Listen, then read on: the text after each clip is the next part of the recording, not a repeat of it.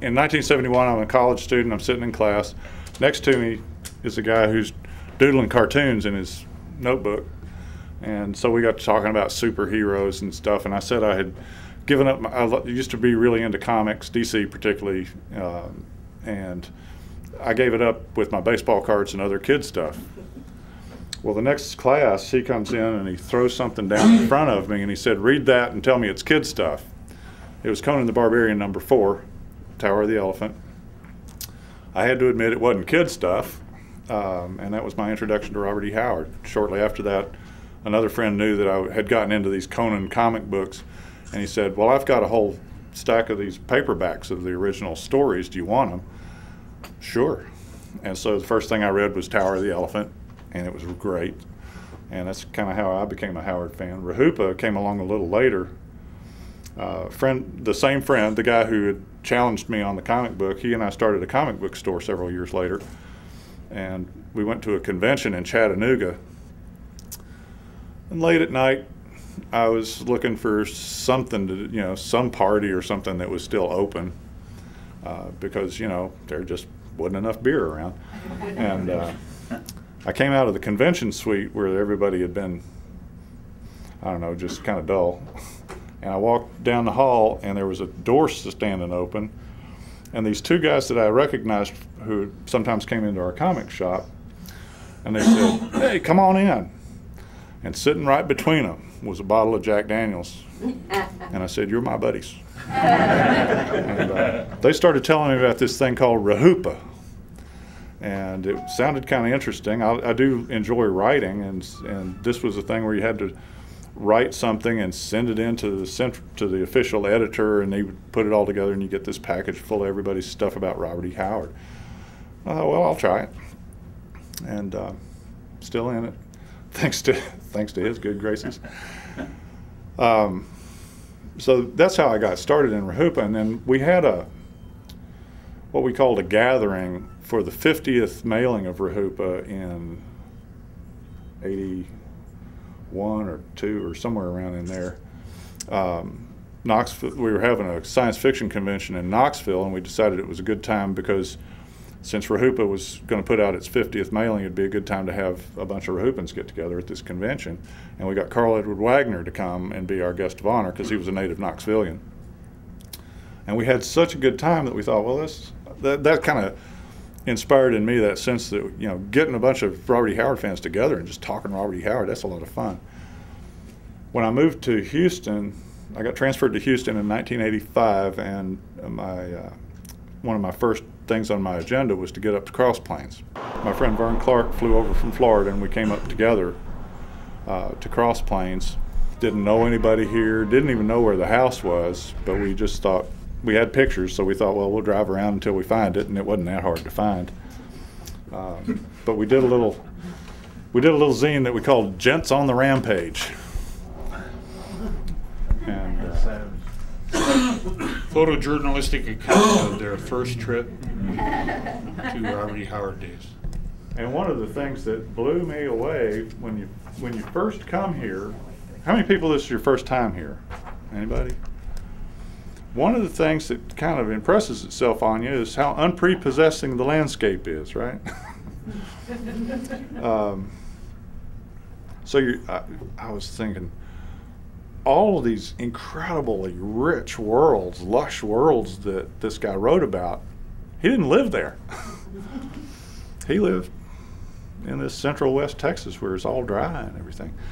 And so it just convinced me he had this incredible, staggering imagination. And on the way back, I was saying to Vern, wouldn't it be great if a bunch of Robert E. Howard fans could just come and see this and just appreciate more what kind of imagination this guy had. Look at what he had to work with, And Vern's like, are you out of your mind? Nobody's going to come to the middle of nowhere just to see a little white boxy house.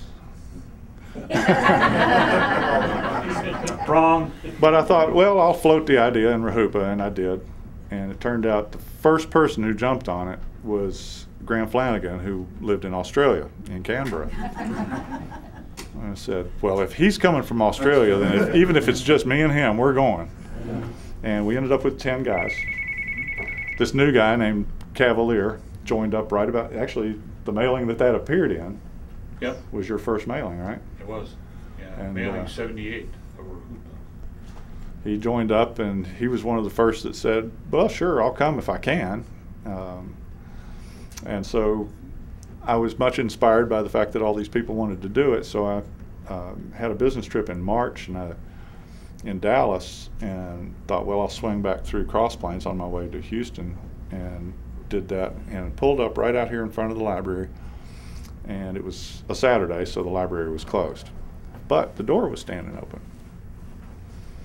So I walked in, and there was this teenage girl standing out there at the front desk. It was right where it is now. It looked different, but it was in the same location. And I just walked in and I said, hi, I'm a Robert E. Howard fan, and I was just wondering if you have any Robert E. Howard stuff here or at the library. I said, I'm bringing a group of fans up here in June. Well, of course, her eyes are like this, because here's this guy with long hair and a beard. She hadn't seen too many of those around Cross Plains, I guess. And so she just kind of lit out for the back of the library, and this woman comes out and says hi, and introduced herself, and that was my first meeting with Joan McCowan, who was one of the Friends of the Library. She was president, actually, of the Friends of the Library. And I was telling Bill, I was going through all of my documents. I've got up here, if anybody's interested, I kept a scrapbook of that trip, and so I've got scans of the stuff from my scrapbook here. But I told Bill, as I was going through all the documents, two documents from that time really struck me as the important ones. This is one of them. It's written on the letterhead of the Big Country Library System, which they were part of at the time. And that's Joan's contact information and the library's contact information.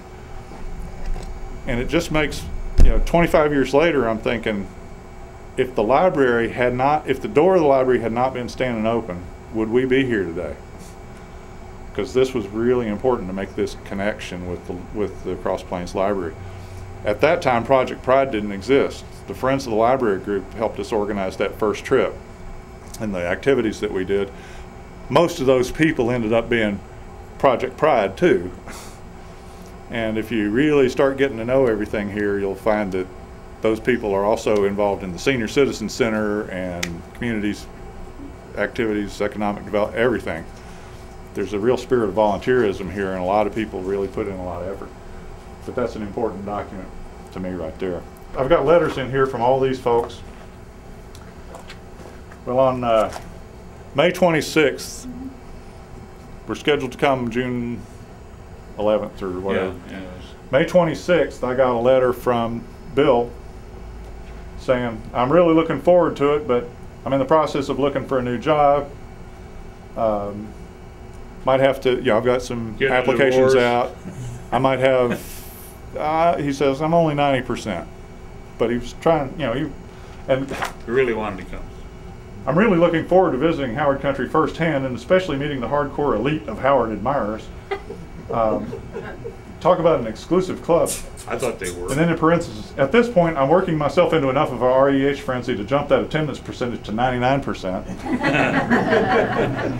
And then my favorite, on June 3rd, Bill Cavalier's letterhead there.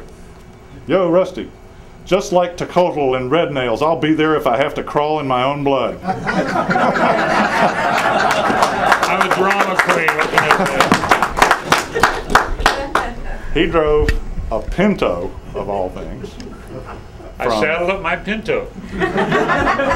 From Rolling Prairie, Indiana, and drove all the way down to Dallas, and that's where we met. I had some people meet me in Houston, and we drove up, picked up the rest of the gang in Dallas, and we all drove in a van over here. That's what did it. Yeah.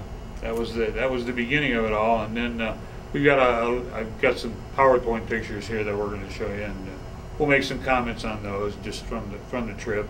There's a couple of photos up here that we can show you too, and we'll show you a few pictures here, and we'll make some comments on those. Go ahead. The first one is this is when we were on the van. The lady on the right there is Nancy A. Collins, who is now an established author, and she's pretty famous. She wrote the Sonia Blue vampire stories, and for a while she was the scriptwriter of the Swamp Thing comic book, among others. And I know there's people here that can tell me more about her. She lives in New Orleans still, and she's my friend on Facebook. The handsome gentleman behind her is Tom Kovacs from Switzerland. And we had two guys come from Switzerland, Tom Kovacs and Steve Ghilardi. And it's pretty hot stuff driving or coming 5,000 miles to come to Robert E. Howard Days. But they were eclipsed by the man from Australia, Grant Flanagan. We'll get into that in a little while. And behind him is Mark Kimes. He still lives in Shreveport, Louisiana, as far as I know. That's Steve. The aforementioned Steve Ghilardi is there in the front, and there's some guy sitting there, and behind me is Deanna Kimes. That's Mark Kimes' wife. She was. We didn't really include her on the official 10. She was more like our official photographer. And up front, not in the photos. Up front was I was driving, and Vern Clark was in the shotgun seat. The aforementioned man from Australia, Grant Flanagan, and this is as we took our bus tour. First, we went to Peaster to try and find the birthplace of Robert E. Howard. Well, if you've ever been to Peaster, you know there's not a whole lot there. Rob Ream has done some extensive photography of cows in Peaster. At great personal risk. Yeah, great. The cows all seem to love his car or his truck. But there's not a whole lot there, and wherever Howard was born is long gone, of course. But from Peaster, we drove on down to the vicinity of the Dark Valley, because Howard has history there. He lived there for a while. And this was the only thing that we could find that said Dark Valley on it, so I had Graham posed by the mailbox there. Graham, like I said, was from Australia, and when we get into pictures of the barbecue, I'll let Rusty relate some of the stories about, we had two guys from Switzerland, two good-looking young fellows, in funny European pants, and they thought they were pretty hot stuff, and they were. But everybody was concerned about where's the man from Australia. We drove around to Ranger, Texas, where they have a collection of Robert E. Howard memorabilia and books and stuff. And there we are at the people who at that time we called the heirs. They had inherited the property rights for all Howard's stuff. The Kirkendalls lived in Ranger. And they had put a couple of display cases in the junior college library of their collection of Howard books, and we had been in the practice of sending Rehupa copies there, but none of them came out of the envelopes. They were all stacked up down there. Yeah, the Rehupas are all stacked in the bottom of the case there. But you can see they had a pretty impressive collection of Howard stuff. You can see Roy Squire's poetry booklet there, and Last Celt, and Sowers of the Thunder, and up to 1986, that was a pretty impressive collection. They also have a copy of the Jenkins Gent from Bear Creek. There, but and it was in the case. They weren't.